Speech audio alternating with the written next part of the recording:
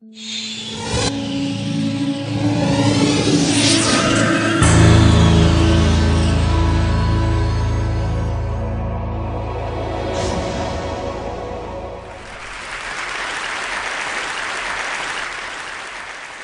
was here 4 years ago, and I remember at the time that the talks weren't put online. I think they were given to TEDsters in a box set of DVDs, which they put on their shelves, where they are now. And actually, Chris called me a week after I'd given my talk and said, "We're going to start putting them online. Could we put yours online?" I said, "Sure." And 4 years later, as I said, it's been seen by it's been downloaded 4 million times. So I suppose you could multiply that by 20 or something to get the number of people who've seen it. And as Chris says, there is a hunger for videos of me. You know.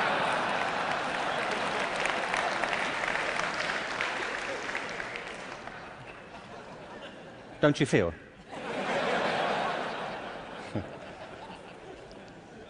So this whole event has been an elaborate build-up to me doing another one for you, so here it is.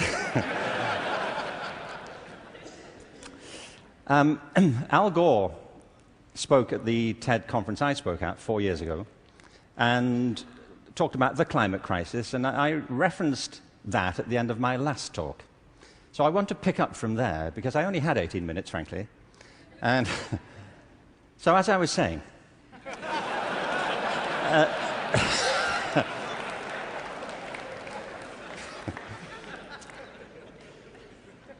you see, he's right. I mean, there is a major climate crisis, obviously, and I think if people don't believe it, they should get out more. But I believe there's a second climate crisis, which is as severe, which has the same origins, and that we have to deal with the same urgency. And I mean by this, and you may say, by the way, look, I'm good. You know, I have one climate crisis. I don't really need a second one. But this is a crisis of not natural resources, though I believe that's true, but a crisis of human resources. I believe fundamentally, as many speakers have said during the past few days, that we make very poor use of our talents. Very many people go through their whole lives having no real sense of what their talents may be, or if they have any to speak of. I meet all kinds of people who don't think they're really good at anything. Actually, I kind of divide the world into two groups now. Jeremy Bentham, the great utilitarian philosopher, once spiked this argument. You know, he said there are two types of people in this world: those who divide the world into two types, and those who do not. Well, well, I do. And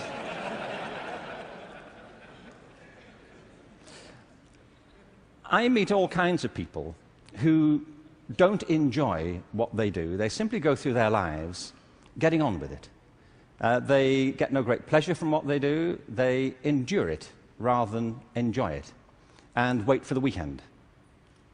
But I also meet people who love what they do and couldn't imagine doing anything else. If you said to them, "Don't do this anymore," they'd wonder what you were talking about. Because it isn't what they do, it's who they are. They say, "But this is me. You know, it would be foolish for me to abandon this because it speaks to my most authentic self." And it's not true of enough people. In fact, on the contrary, I think it's still true of a minority of people. And I think there are many possible explanations for it. And high among them is education. Because education, in a way, dislocates very many people from their natural talents. And human resources are like natural resources. They're often buried deep. You have to go looking for them. They're not just lying around on the surface. You have to create the circumstances where they show themselves. And you might imagine education would be the way that happens, but too often it's not. Every education system in the world is being reformed at the moment, and it's not enough. Reform is no use anymore, because that's simply improving a broken model. What we need, and the word's been used many times during the course of the past few days, is not evolution, but a revolution in education. This has to be transformed into something else.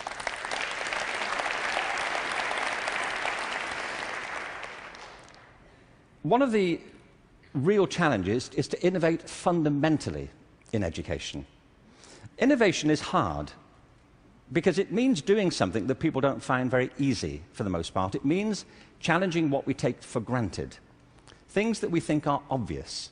The great problem for reform or transformation is the tyranny of common sense. Things that people think, well, they can't be done any other way because that's the way it's done. I came across a great quote recently from Abraham Lincoln, who I thought you'd be pleased to have quoted at this point. He said this in December 1862 to the second annual meeting of Congress. I ought to explain that I have no idea what was happening at the time. We don't teach American history in Britain. We suppress it. You know, this is our policy, so... So no doubt something fascinating was happening in December 1862, which the Americans among us will be aware of. But he said this: the dogmas of the quiet past are inadequate to the stormy present. The occasion is piled high with difficulty, and we must rise with the occasion. I love that. Not rise to it, rise with it. As our case is new, so we must think anew and act anew. We must disenthrall ourselves, and then we shall save our country. I love that word, disenthrall. You know what he means? That there are ideas that all of us are enthralled to, which we simply take for granted as the natural order of things, the way things are. And many of our ideas have been formed not to meet the circumstances of this century, but to cope with the circumstances of previous centuries. But our minds are still hypnotized by them, and we have to disenthrall ourselves of some of them. Now, doing this is easier said than done. It's very hard to know, by the way, what it is you take for granted. And the reason is that you take it for granted. So let me ask you something you may take for granted. How many of you here are over the age of 25? That's not what I think you take for granted. I'm sure you're familiar with that already. But are there any people here under the age of 25? Great. Now, those over 25, could you put your hands up if you're wearing a wristwatch? Now, that's a great deal of us, isn't it? Ask a room full of teenagers the same thing. Teenagers do not wear wristwatches. I don't mean they can't or they're not allowed to. They just often choose not to. And the reason is, you see, that we were brought up in a pre-digital culture, those of us over 25, and so for us, if you want to know the time, you had to wear something to tell it. Kids now live in a world which is digitized, and the time for them is everywhere. They see no reason to do this. And by the way, you don't need to do it either. It's just that you've always done it, and you carry on doing it. My daughter never wears a watch. My daughter Kate, who's 20, she doesn't see the point. You know, as she says, you know, like, it's a single-function device. You know, like... Like, how lame is that? You know, and I say, no, it tells the date as well. You know, it has multiple functions. But you see, there are things we're enthralled to in education. Let me give you a couple of examples. One of them is the idea of linearity. That it starts here, and you go through a track, and if you do everything right, you will end up set for the rest of your life. Everybody who's spoken at TED has told us implicitly or sometimes explicitly a different story. That life is not linear, it's organic. We create our lives symbiotically as we explore our talents in relation to the circumstances they help to create for us. But you know, we have become obsessed with this linear narrative. And probably the pinnacle for education is getting you to college. I think we are obsessed with getting people to college. Certain sorts of college. I don't mean you shouldn't go to college, but not everybody needs to go, and not everybody needs to go now. Maybe they go later, not right away. I was up in San Francisco a while ago doing a book signing. There was this guy buying a book. He was in his 30s, and I said, "What do you do?" And he said, "I'm a fireman." And I said, "How long have you been a fireman?" He said, "Always. I've always been a fireman."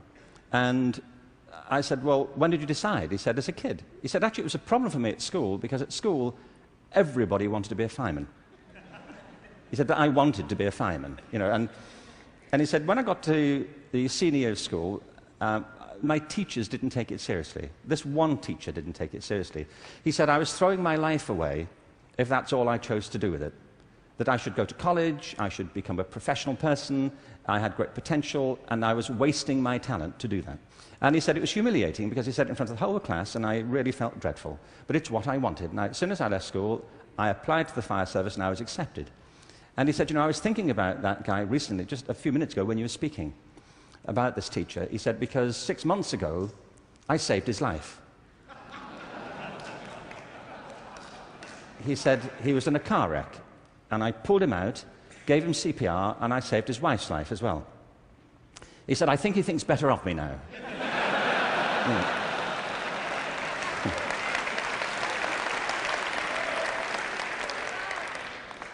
You know what I mean? Human communities depend upon a diversity of talent, not a singular conception of ability. And at the heart of our challenges, at the heart of the challenge is to reconstitute our sense of ability and of intelligence. This linearity thing is a problem. When I arrived in LA about 9 years ago, I came across a policy statement, very well intentioned, which said college begins in kindergarten. No, it doesn't. It doesn't. If we had time, I could go into this, but we don't. Kindergarten begins in kindergarten. A friend of mine once said, you know, a 3-year-old is not half a 6-year-old.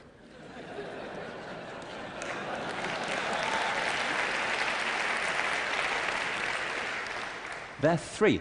But as we just heard in this last session, there's such competition now to get into kindergarten, to get to the right kindergarten, that people are being interviewed for it at 3. Kids sitting in front of unimpressed panels, you know, with their resumes. Flicking through it, saying, what, this is it?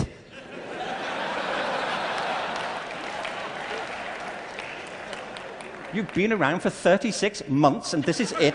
You know,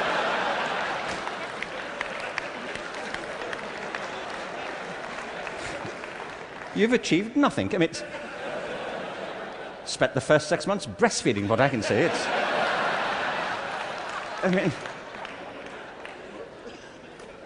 It's outrageous as a conception, but it tracks through. The other big issue is conformity. We have built our education systems on the model of fast food.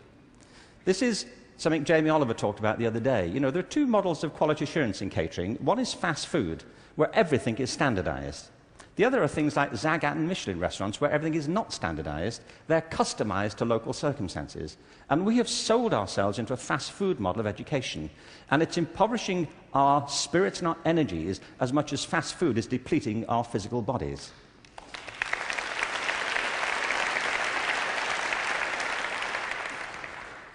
I think we have to recognize a couple of things here. One is that human talent is tremendously diverse. People have very different aptitudes. I worked out recently that I was given a guitar as a kid at about the same time that Eric Clapton got his first guitar. You know, it worked out for Eric, that's all I'm saying. You know, in a way, it did not for me. I could not get this thing to work, you know. No matter how often, how hard I blew into it, you know, it just wouldn't work. But it's not only about that, it's about passion. Often people are good at things they don't really care for.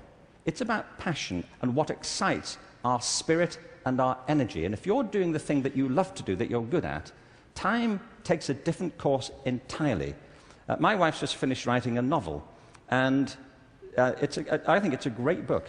But she disappears for hours on end. You know this. If you're doing something you love, an hour feels like 5 minutes. If you're doing something that doesn't resonate with your spirit, 5 minutes feels like an hour. And the reason so many people are opting out of education is because it doesn't feed their spirit. It doesn't feed their energy or their passion. So I think we have to change metaphors. We have to go from what is essentially an industrial model of education, a manufacturing model, which is based on linearity and conformity and batching people. We have to move to a model that is based more on principles of agriculture. We have to recognize that human flourishing is not a mechanical process, it's an organic process. And you cannot predict the outcome of human development. All you can do is, like a farmer, is create the conditions under which they will begin to flourish. So when we look at reforming education and transforming it, it isn't like cloning a system. There are great ones, like KIPS, it's a great system. There are many great models. It's about customizing them to your circumstances and personalizing education to the people you're actually teaching. And doing that, I think, is the answer to the future, because it's not about scaling a new solution. It's about creating a movement in education in which people develop their own solutions, but with external support based on a personalized curriculum. Now, in this room, there are people who represent extraordinary resources in business, in multimedia, in the internet.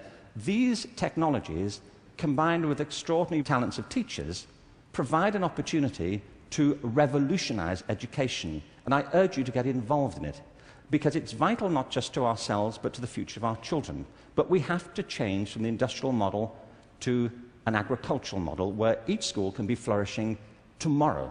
That's where children experience life, or at home if that's where they choose to be educated with their families or their friends. There's been a lot of talk about dreams over the course of this few days. And I wanted just to, very quickly, I was very struck by Natalie Merchant's songs last night, recovering old poems. I wanted to read you a quick, very short poem from W.B. Yeats, who some of you may know. He wrote this to his love, Maud Gonne, and he was bewailing the fact that he couldn't really give her what he thought she wanted from him. And he says, "I've got something else, but it may not be for you."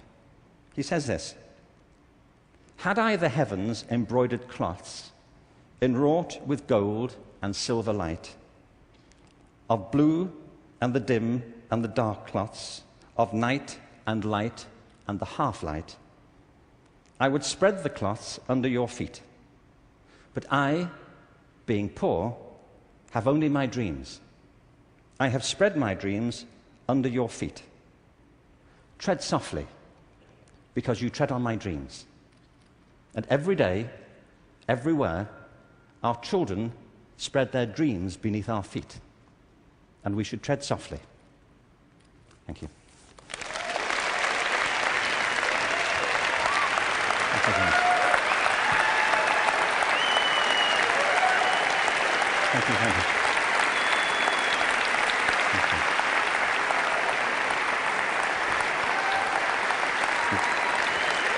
Thank you very much.